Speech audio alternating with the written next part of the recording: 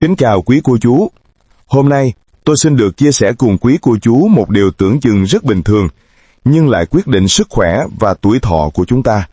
Đó chính là giấc ngủ. Quý cô chú thân mến, có một sự thật mà hầu như ai bước sang tuổi trung niên, khoảng ngoài 50, 60 tuổi, cũng từng trải qua. Đó là giấc ngủ ngày càng trở nên chập chờn. Hồi còn trẻ, ta chỉ cần đặt lưng xuống giường vài phút là ngủ say, sáng dậy tinh thần phấn chấn. Nhưng giờ đây, nhiều người bắt đầu than phiền rằng đêm nào cũng trằn trọc, khó chợp mắt, hoặc chỉ ngủ được vài tiếng rồi thức giấc, không thể nào ngủ lại được. Sự mệt mỏi ban ngày chỉ là chuyện nhỏ, giấc ngủ kém dẫn đến hàng loạt hệ lụy nghiêm trọng cho cơ thể. Quý cô chú sẽ thấy trí nhớ suy giảm, huyết áp tăng, dễ cáu gắt. Nghiêm trọng hơn, đây còn là một trong những nguyên nhân tiềm ẩn của các bệnh tim mạch và thần kinh. Tổ chức Y tế Thế giới từng nhấn mạnh một báo cáo rằng mất ngủ mãn tính có thể rút ngắn tuổi thọ tới 10 năm. Điều đó cho thấy giấc ngủ quan trọng chẳng khác nào liều thuốc trường sinh mà trời ban cho chúng ta. Vậy câu hỏi đặt ra là, làm thế nào để tìm lại được giấc ngủ tự nhiên, sâu và ngon như xưa? Phải chăng cứ đến tuổi già thì chuyện mất ngủ là không thể tránh khỏi?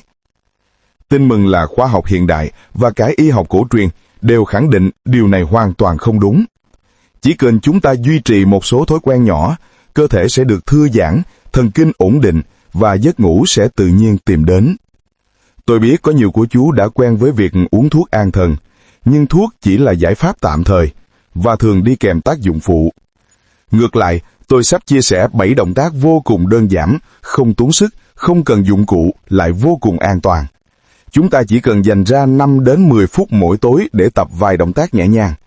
Chỉ một sự thay đổi nhỏ như vậy thôi, nhưng có thể mang lại khác biệt lớn, giúp quý cô chú tìm lại những giấc ngủ êm đềm như thuở nào, để mỗi sáng thức dậy đều thấy một ngày mới tràn đầy năng lượng. Vậy 7 động tác dưỡng sinh quý báu đó cụ thể là gì? Ngay bây giờ, xin mời quý cô chú bước ngay vào bí quyết đầu tiên. Động tác 1. Xoa bụng theo chiều kim đồng hồ. Quý cô chú có biết không, động tác này tưởng chừng nhỏ bé nhưng lại ẩn chứa những lợi ích to lớn cho sức khỏe và giấc ngủ của tuổi già.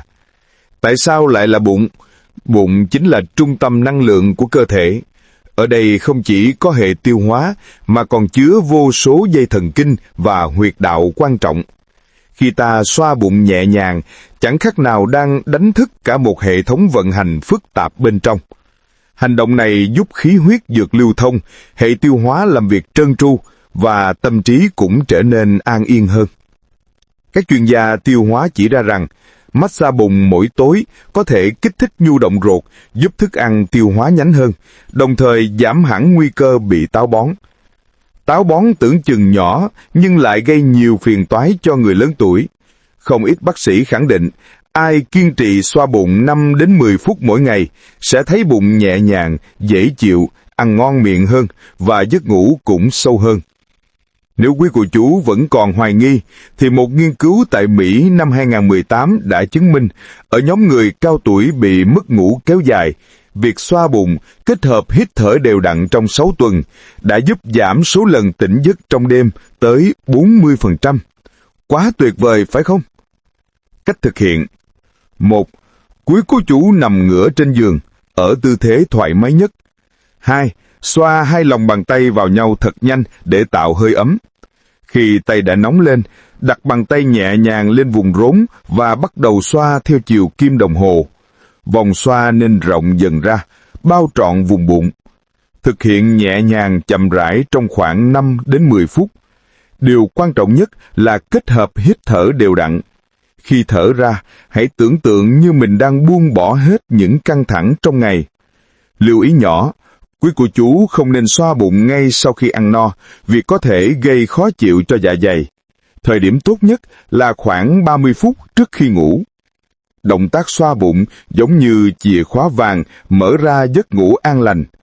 Sau khi đã làm quen với bí quyết dưỡng sinh này, chúng ta sẽ tiếp tục tìm hiểu một thói quen thú vị khác.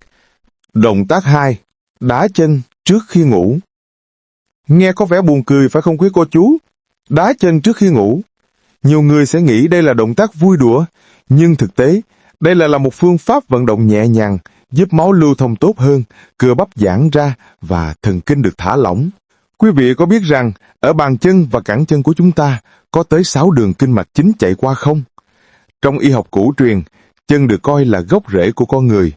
Nếu đôi chân bị lạnh hoặc khí huyết tắc nghẽn, cả cơ thể đều mệt mỏi. Chỉ vài động tác đá chân nhẹ nhàng có thể giúp các kinh mạch được kích thích, dòng khí huyết lưu thông trơn tru hơn. Khoa học hiện đại cũng đồng tình.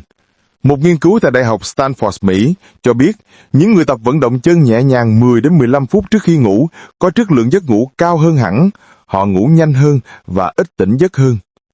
Nếu quý cô chú thường xuyên bị chuột rút giữa đêm, đây chính là giải pháp hữu hiệu.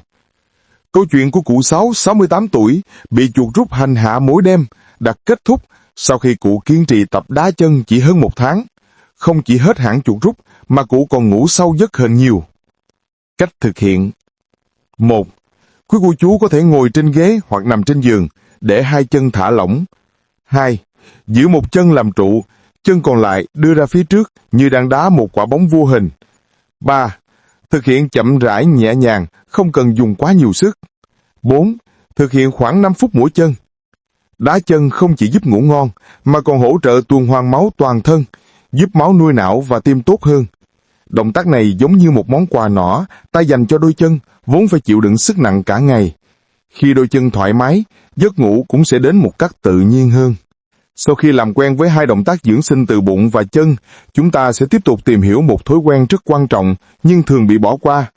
Động tác thứ 3, uống một cốc nước ấm trước khi ngủ. Động tác thứ 3 nghe qua tưởng rất bình thường, nhưng lại mang sức mạnh âm thầm bảo vệ sức khỏe tim mạch. Quý cô chú hãy nhớ lại, mỗi buổi sáng sau một đêm dài, miệng có khô, cổ họng có khát không? Lý do là trong lúc ngủ, cơ thể vẫn tiếp tục trao đổi chất, vẫn đổ mồ hôi, khiến lượng nước hao hụt đáng kể. Khi thiếu nước, máu sẽ trở nên đặc hơn, làm tăng gánh nặng cho tim và dễ hình thành cục máu đông. Các chuyên gia tim mạch cảnh báo rằng, những cơn nhồi máu cơ tim hoặc đột quỵ thường xuất hiện vào ban đêm hoặc sáng sớm, và thiếu nước là một trong những yếu tố góp phần chính. Chỉ cần uống một cốc nước ấm khoảng 200ml trước khi ngủ 30 phút, chúng ta đã có thể giảm đáng kể nguy cơ tim mạch này. Quý cô chú thấy không, bí quyết sống thọ không hề phức tạp. Lợi ích kép: 1.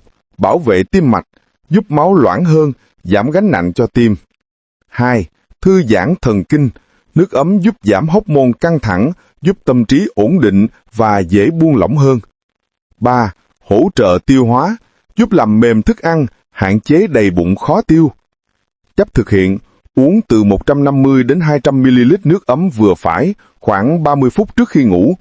Quý cô chú có thể thêm một muỗng nhỏ mật ong để an thần, nhưng người tiểu đường cần lưu ý. Sau khi đã biết cách tưới mát cơ thể bằng một cốc nước ấm, ở phần tiếp theo, chúng ta sẽ cùng tìm hiểu thêm một động tác khác. Động tác 4. Vỗ nhẹ lưng trước khi ngủ. Tại sao ta cần vỗ lưng? Đơn giản, vì lưng chính là trụ cột của cơ thể, nơi tập trung rất nhiều cơ bắp, dây chằng và huyệt đạo quan trọng. Sau một ngày dài vận động, cơ lưng thường bị căng cứng, máu lưu thông kém, khiến ta nằm mãi vẫn không ngủ được. Tác dụng của việc vỗ lưng: giãn cơ và giảm đau nhức. Mỗi cú vỗ giống như một nhịp massage, giúp các báu cơ thả lỏng, xua tan sự mệt mỏi. Đặc biệt, nó giúp giảm nhức mỏi vùng thắt lưng thường gặp ở người lớn tuổi. Một nghiên cứu tại Hàn Quốc vào năm 2016 cho thấy những người cao tuổi thường xuyên được massage nhẹ vùng lưng trước khi ngủ có chất lượng giấc ngủ cao hơn 35%. Cách thực hiện: 1. Ngồi hoặc đứng thẳng, vòng tay ra phía sau lưng. 2. Nắm hờ bàn tay lại và vỗ nhẹ đều đặn từ vùng thắt lưng trở lên. Lực vỗ không quá mạnh, không quá nhẹ. Thời gian thực hiện từ 5 đến 10 phút là đủ. Vỗ lưng không chỉ là dưỡng sinh, mà còn là hình thức chăm sóc tinh thần, giúp ta cảm thấy an toàn và được che chở, giống như khi cha mẹ vỗ lưng em bé. Sau khi đã học cách vỗ lưng để thư giãn cơ bắp, chúng ta sẽ cùng tìm hiểu một động tác khác cũng rất hữu ích. Động tác 5. Vỗ nhẹ bắp chân trước khi ngủ. Đôi chân được ví như gốc rễ của con người. Người lớn tuổi thường nói, chân còn thì người còn. Thế nhưng càng lớn tuổi, máu lưu thông ở chân càng kém, cơ bắp dễ co cứng dẫn đến chuột rút và tê mỏi. Chăm sóc đôi chân trước khi ngủ là việc không thể bỏ qua. Vỗ bắp chân mang lại 3 lợi ích nổi bật. 1. Giãn cơ và giảm mệt mỏi. 2. Ngăn ngừa chuột rút ban đêm. Vỗ nhẹ kích thích tuần hoàn máu, cung cấp đủ dưỡng chất và oxy cho cơ, từ đó hạn chế chuột rút. 3. Giữ ấm cơ thể. Máu lưu thông tốt hơn làm chân ấm lên, giúp cơ thể dễ dàng đi vào giấc ngủ. Câu chuyện của bà Năm 66 tuổi ở Hải Phòng, người bị chuột rút hành hạ mỗi đêm, đã chứng minh chỉ sau 10 ngày tập vỗ bắp chân, bà nhận thấy tình trạng chuột rút giảm hẳn và ngủ một mạch tới sáng. Cách thực hiện: 1. Nằm thoải mái trên giường. 2. Xoa nóng 2 lòng bàn tay, rồi dùng tay vỗ nhẹ dọc bắp chân, bắt đầu từ vùng dưới đầu gối, kéo xuống đến mắt cá. Thực hiện luân phiên từng chân, mỗi bên khoảng 3 đến 5 phút. Vỗ bắp chân là một cách chăm sóc đôi gốc rễ của cơ thể. Khi đôi chân được thư giãn, giấc ngủ chắc chắn sẽ trở nên êm đềm hơn. Trong phần tiếp theo, chúng ta sẽ đến với một phương pháp thú vị khác.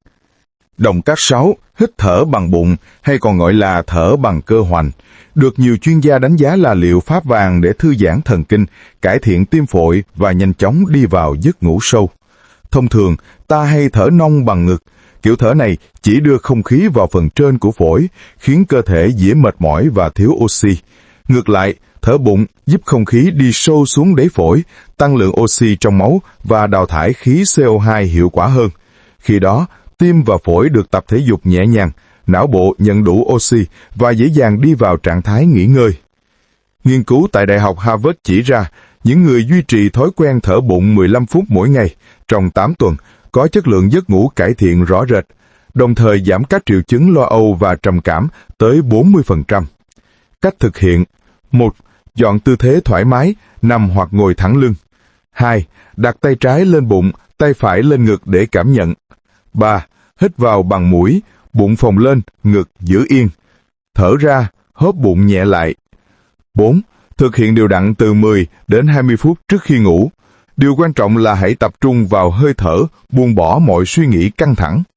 Hít thở bằng bụng là một món quà đơn giản nhưng vô giá, giúp quý cô chú không chỉ dễ ngủ, ngủ sâu mà còn cảm nhận được cơ thể khỏe khoắn hơn mỗi ngày. Sau khi đã tập cách thở để làm chủ cơ thể, chúng ta sẽ tìm hiểu thêm một phương pháp đặc biệt nữa. Động tác 7. Chải đầu bằng tay. Đây là động tác cuối cùng nhưng vô cùng hiệu quả, giúp cải thiện tuần hoàn não, cải thiện trí nhớ và phòng chống đột quỵ ở tuổi già. Da đầu của chúng ta chứa hàng trăm huyệt đạo quan trọng, kết nối trực tiếp với hệ thần kinh và mạch máu não. Khi ta dùng lược hoặc ngón tay để chải, ta đang kích thích các huyệt này, giúp máu lưu thông mạnh mẽ hơn lên não, tăng cường cung cấp oxy. Các bác sĩ thần kinh khuyến cáo người lớn tuổi, đặc biệt là người có nguy cơ đột quỵ, nên duy trì thói quen xoa bóp hoặc chải da đầu. Việc này giúp giảm hẳn nguy cơ thiếu máu não thoáng qua.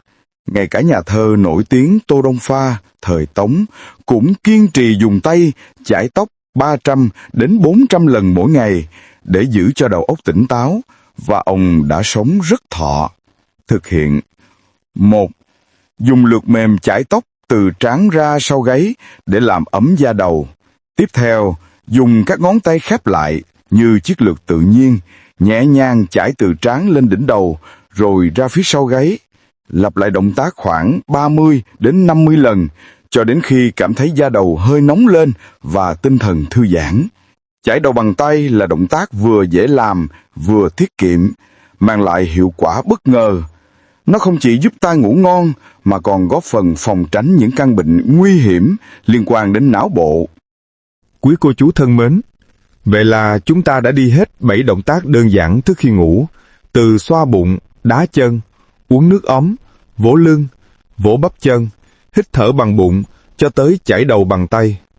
Mỗi động tác chỉ chiếm vài phút, nhưng khi kết hợp lại, chúng tạo thành một chuỗi dưỡng sinh toàn diện, chăm sóc cơ thể từ trong ra ngoài, từ đầu đến chân.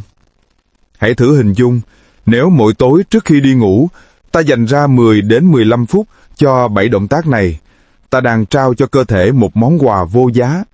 Món quà ấy không chỉ giúp ta ngủ ngon ngay trong đêm đó, mà còn tích lũy thành sức khỏe lâu dài, bảo vệ tim mạch, cải thiện trí nhớ và giúp ta sống thọ hơn, hạnh phúc hơn. Thông điệp cuối cùng tôi muốn gửi gắm rất đơn giản. Hãy yêu thương chính cơ thể mình, bắt đầu từ những thói quen nhỏ nhất. Đừng chờ đến khi bệnh tật gõ cửa mới cuống cuồng tìm cách chữa trị. Hãy thử áp dụng 7 động tác này ngay từ tối nay. Sau 1 tuần, 1 tháng, quý cô chú sẽ thấy giấc ngủ của mình thay đổi ra sao. Hãy để lại bình luận bên dưới cho tôi biết tình trạng quý cô chú thế nào. Tôi sẽ đọc và trả lời từng bình luận, vì câu chuyện và kinh nghiệm của quý cô chú có thể là động lực mạnh mẽ giúp một cô chú lớn tuổi khác đang theo dõi video này có quyết tâm thay đổi cuộc sống. Đừng quên nhấn nút like cho video này. Nếu quý cô chú thấy nội dung hữu ích, hãy chia sẻ nó đến một người bạn, người thân đang cần đôi chân khỏe mạnh hơn. Và quan trọng nhất là đăng ký kênh cùng bật chuông thông báo để không bỏ lỡ những lời khuyên sức khỏe thay đổi cuộc sống như thế này trong tương lai. Hãy luôn giữ vững tinh thần và mạnh mẽ, quý cô chú nhé. Bởi vì tôi tin rằng những năm tháng tuyệt vời nhất của quý cô chú không nằm ở phía sau, mà chúng vẫn đang chờ đợi ở phía trước. Cảm ơn quý cô chú đã dành thời gian theo dõi. Hẹn gặp lại quý cô chú trong video tiếp theo.